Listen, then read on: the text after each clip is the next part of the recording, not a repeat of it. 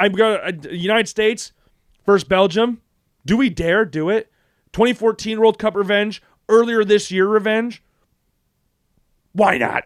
Why not? Let's go with the United States over Belgium. Belgium versus the U.S. Yes, Belgium beat the United States 5-2 a couple months ago, but that was a friendly. This is the World Cup, and right now the United States are playing much better than Belgium. I'm going to take the U.S. of A. But I said all of this to say that once again, for the third time, that I think the United States is going to beat Belgium. And I'm going to go with the reverse score of the game that happened in 2024 or 2014. The United States 2-1 victors in this game against Belgium.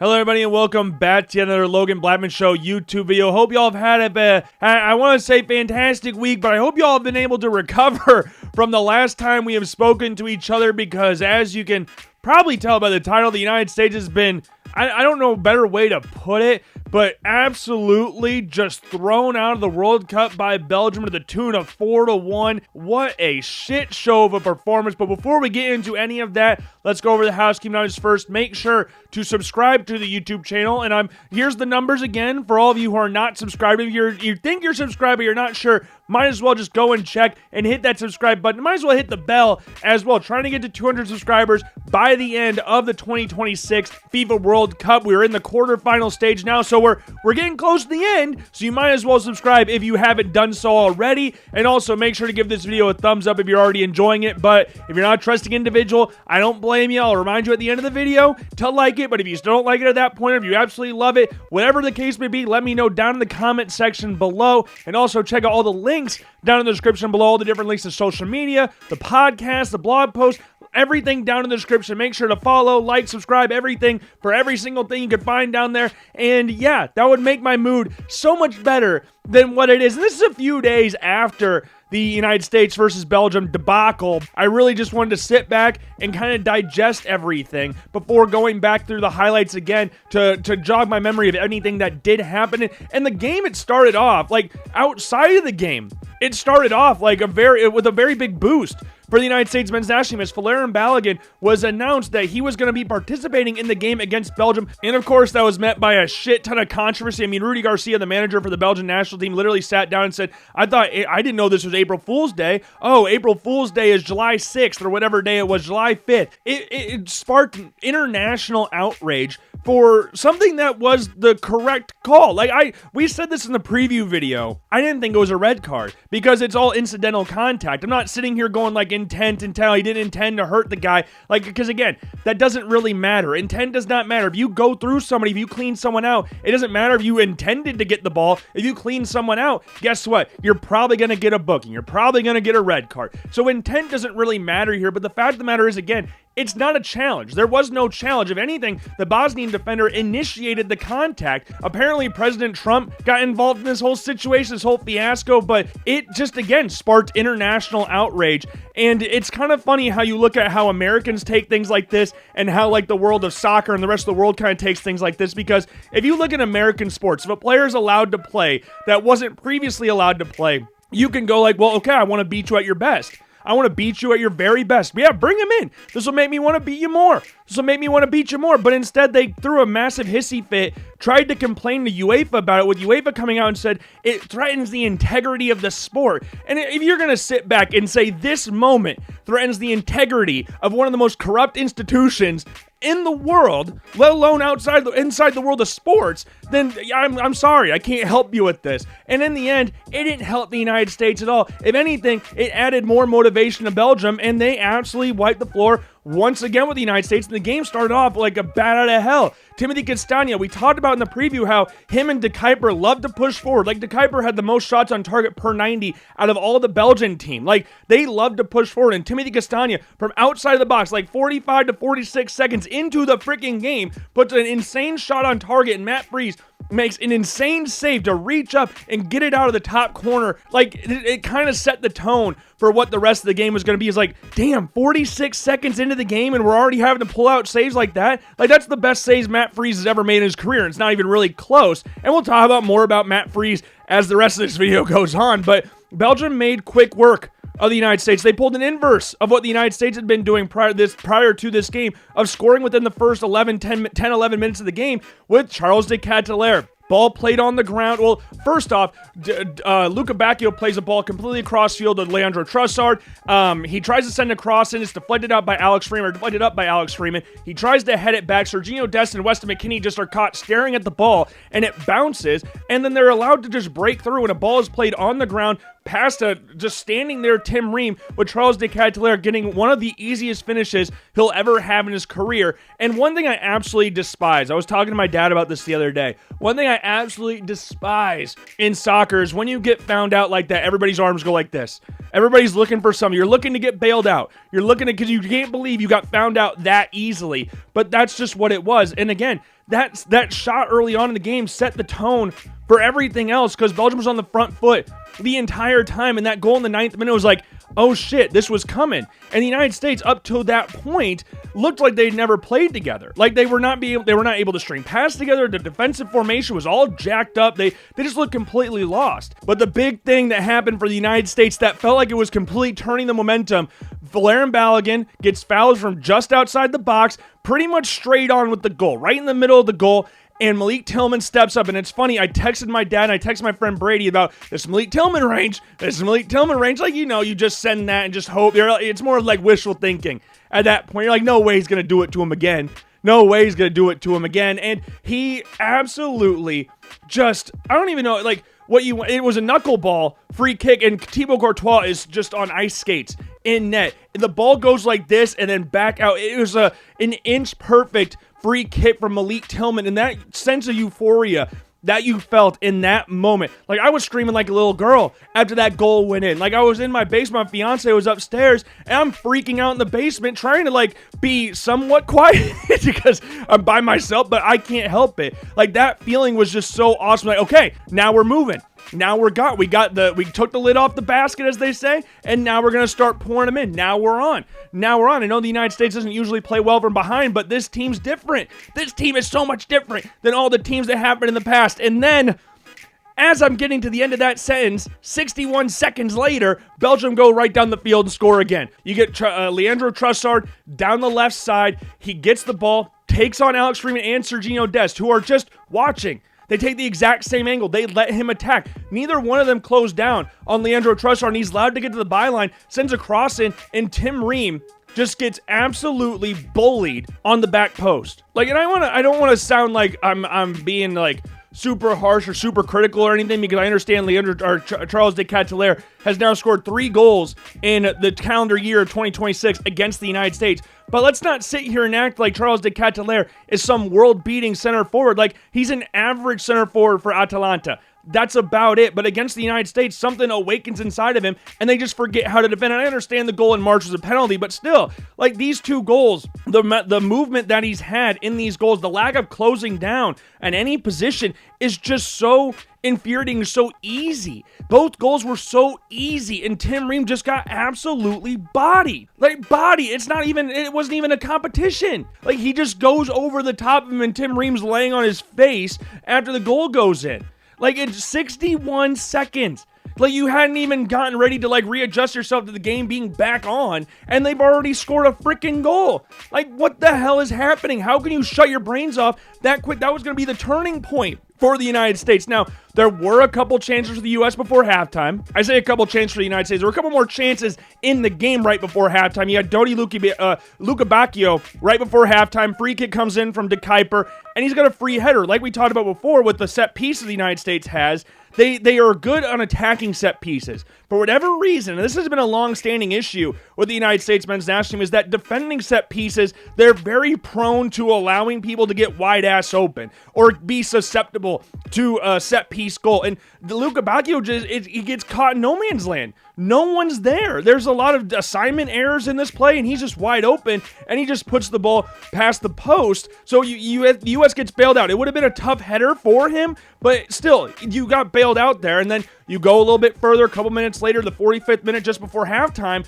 you get a long throw in from Malik Tillman in the box. Alex Freeman heads it down, and Valerian Balogun gets a foot to it, but sends it out of bounds for what looked like initially, or at least what was ruled, a corner kick, but it was reviewed. Ultimately got ruled a goal kick, and then we go into halftime 2-1. Game is 2-1 right now, and you're like, okay, maybe that's that little moment right before halftime with Balogun, maybe that will boost the team up for the rest of the game, and then you see Giovanni Reyna come on for Serginho Dest, Serginho Dest and Christian Pulisic in that first half, two players who I was looking at in this game to be like the catalyst for the team, because what did we talk about in the preview video, is that Senegal was really good against Belgium in 1v1 situations. Christian Pulisic and Serginho Dest needing to drive at these defenders, but they just didn't. Like, Dest was looking for a foul 90% of the time he was taking on anybody, and Pulisic just looked scared to take on anybody. And I know we'll talk about him a little bit later, but he got dispossessed 11 times. 11 freaking times. He only had 2 successful dribbles the entire game. Like, these are the two guys you look down and go like,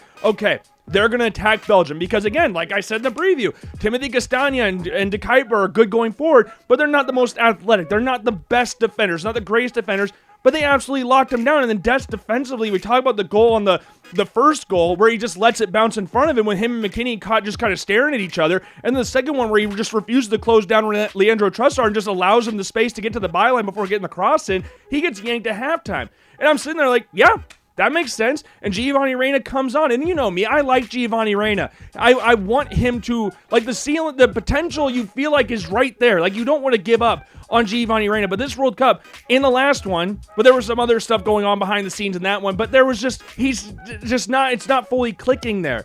But the United States, at the beginning of the second half, they have momentum. It looks like the United States is going to get a goal. Belgium's sitting back more. The United States switches the formation up a little bit, gets a little bit more attack-oriented, and Belgium's sitting back.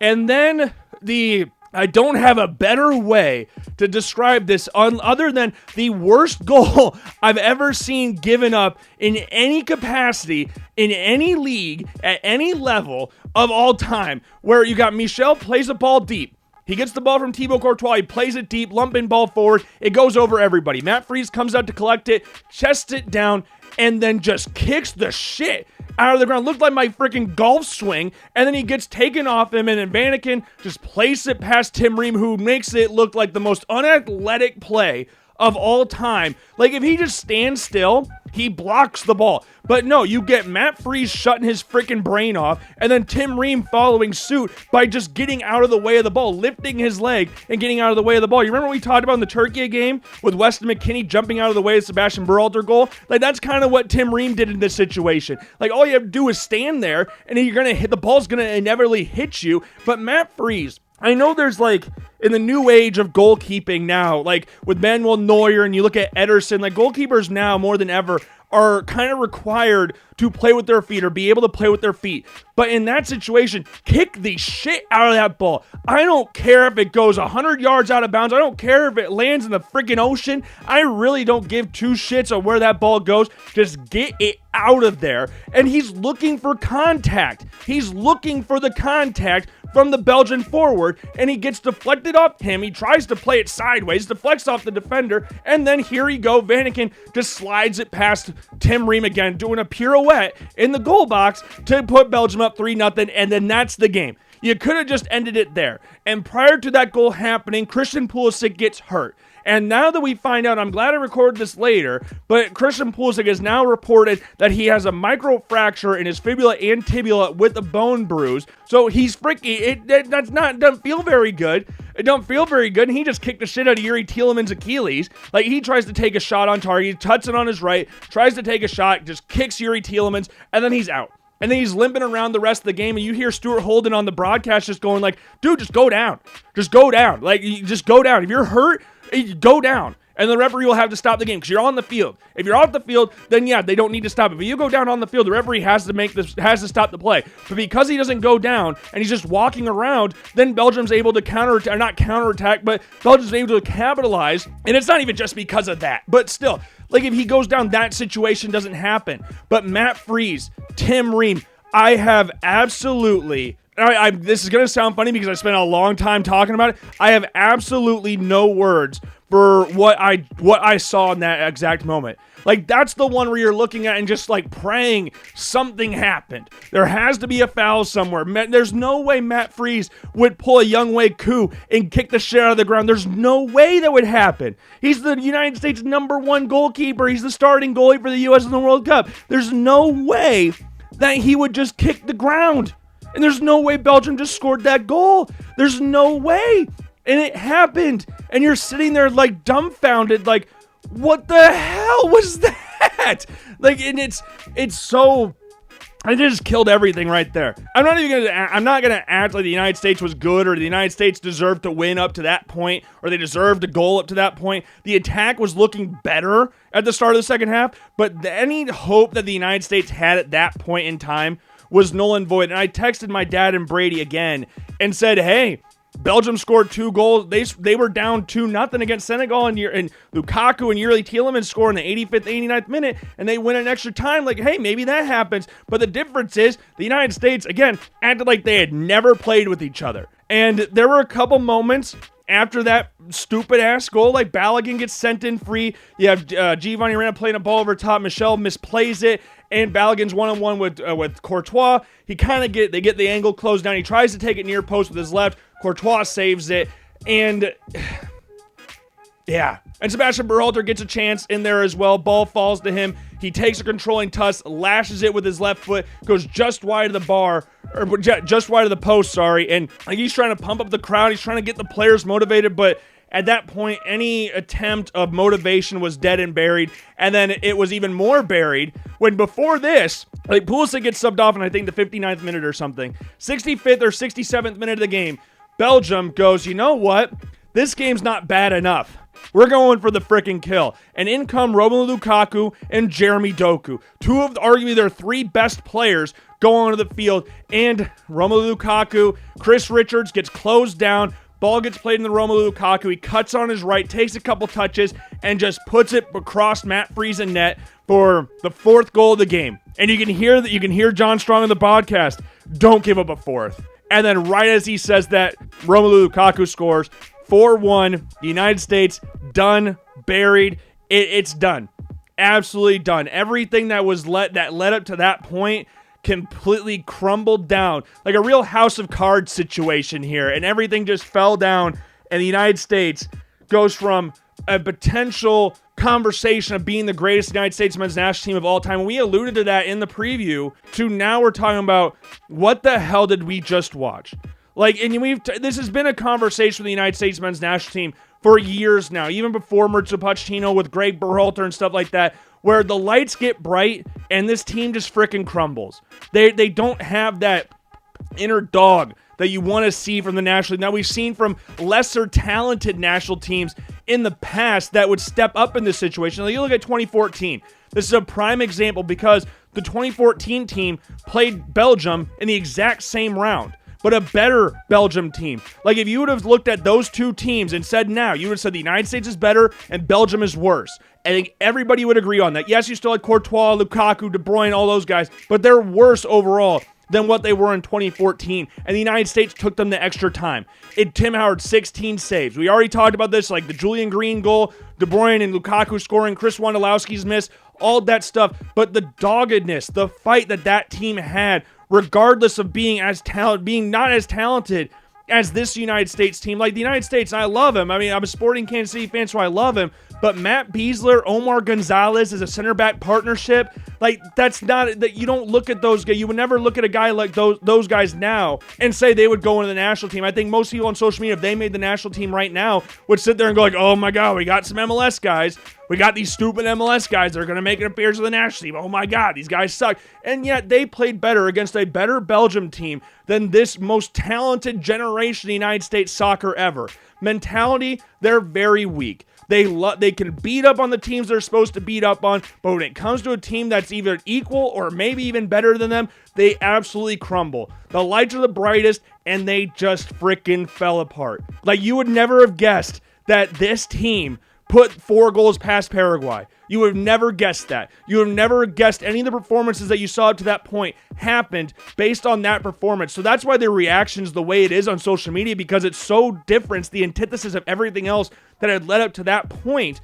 And it just reaffirms everything that people thought prior to the World Cup. And I've seen a lot of comparisons to James Franklin at Penn State, where the United States has got these top 10 teams. Like, they're beating teams that are lower than them. They're getting good records against these bad teams.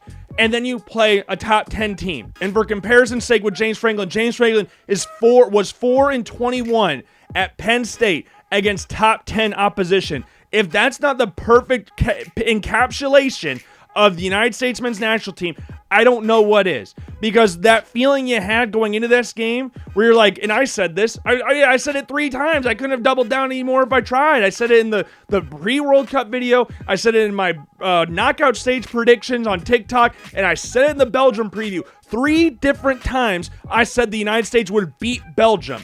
And you could not have asked for a worse performance than what happened on that field. And there's going to be a lot of tough conversation. I know the 2030 World Cup is 4 years away, but everybody's looking at that World Cup and sitting and going like, hey, the only guys that deserve to go to that 2030 World Cup that are on this national team are Valerian Balogun and Malik Tillman. Those are the only guys that covered themselves in glory. And I think that that's a little unfair at the same time, because I know it sucks at this point in time to go out like that, to go out with a whimper.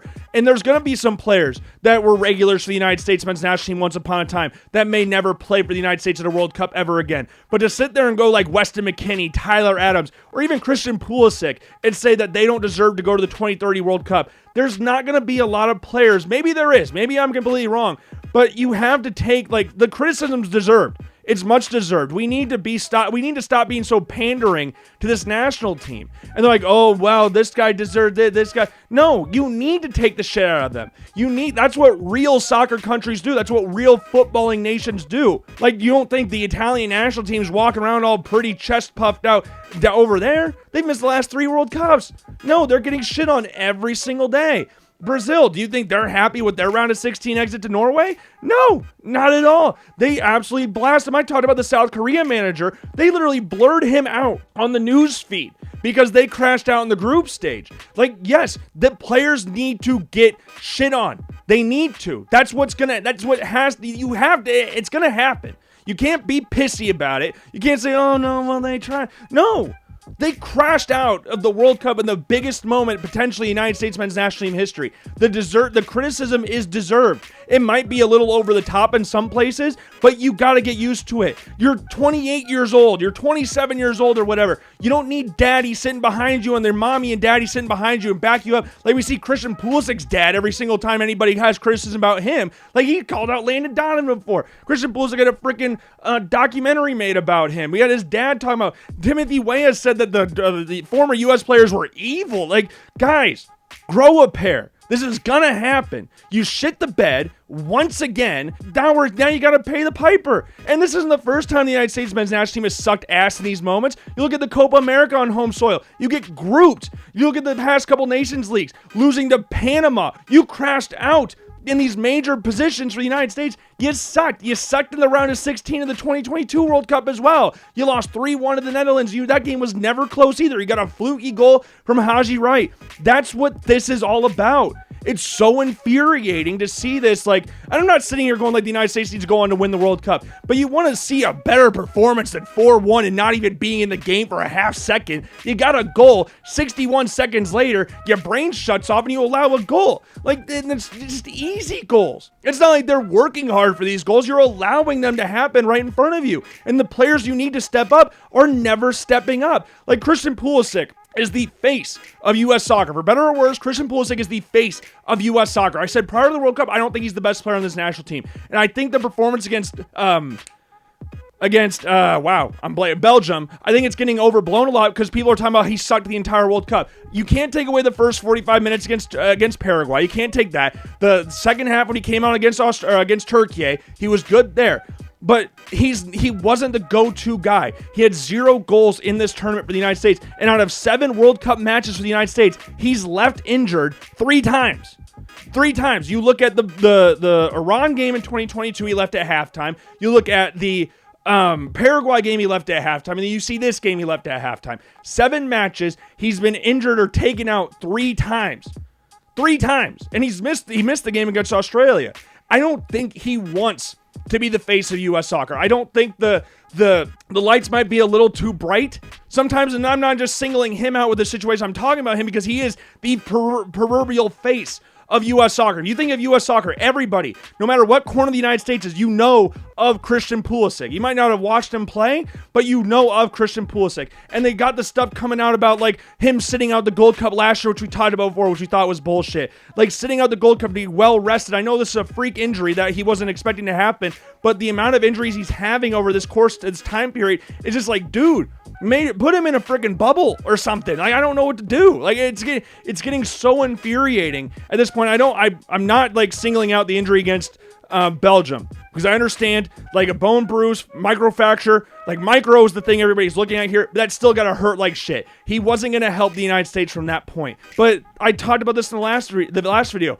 The United States has more people to turn to apart from Christian Pulisic. And if you look at the national team right now, the 2 best players that can hold, and I talked about them before, that can hold their heads up high from this tournament are Valerian Balogun and Malik Tillman. And then you could talk about Alex Freeman, who I thought was really bad in this game against Belgium. He didn't look like he could complete a pass, but overall in this tournament, I thought he was fantastic. He's 21 years old, youngest player on the team. He's going to keep getting even better. I thought Weston McKennie was good, and I think he's getting a lot of shit at this point in time, and I have no idea where that's really coming from, because I don't think he was even that bad comparatively in the game against Belgium. But I don't think he was good by any stretch of the imagination. But if you look forward to that 2030 World Cup, like, they're going to be even older. Tyler Adams is going to be in his 30s. McKinney's in his 30s. Pulisic's going to be in his 30s. Anthony Robinson's going to be 32 years old. Sergio Dest's going to be, I think, 28 or 29 years old. How is the future of the United States looking like? And I'll have a video coming out here soon of my predicted 2030 World Cup squad. And the thing that's going to be another interesting fast to watch is who's the manager. Because Mauricio Pochettino, prior to the game against Belgium, you would have sat back and gone like, yeah, I'm pretty confident with saying Mauricio Pochettino should be the manager. And now the reaction post the Belgium game has kind of shifted attention away about like, man, you crashed out of the World Cup like that. Can he be a guy that leads you to a next World Cup cycle? When he didn't even really get a full World Cup cycle in this, because they sat on their hands the entire time with Greg Berhalter. Like, maybe we should bring him back. I don't know. Maybe we don't. Maybe we should go in a different direction. I don't know. BJ Callahan, come here. Actually, no. We're going to interview all these people, but no, we're going to go back to Greg. We're going to go back to Greg Berhalter, and then we're going to have Greg and all the other former managers talk about how Mauricio Pochettino is doing. I don't want to hear shit from Greg Berhalter. Again, the last time we saw Greg Berhalter manage the United States, they got grouped in Copa America. Like, I don't want to hear anything from Greg Berhalter about tactically or whatever he thinks criticism about Mauricio Pochettino. Mauricio Pochettino changed the idea around U.S. soccer prior to this game against Belgium. The United States scored 11 goals in this tournament. 11. And that's something that it's not even close to any other World Cup the United States has had. Again, comparatively to 2022, they scored 3. And I know there was an extra round in there for the United States, but still, 11 goals in a World Cup is ridiculous. So if Mauricio Pochettino comes back, or if he doesn't, I think overall, you have to look at Mauricio Pochettino as the greatest United States manager of all time. And maybe that's a little crazy here. And I know people are talking about Miller from 1930. You've got Bruce Arena again that people are going to talk about, Klinsmann.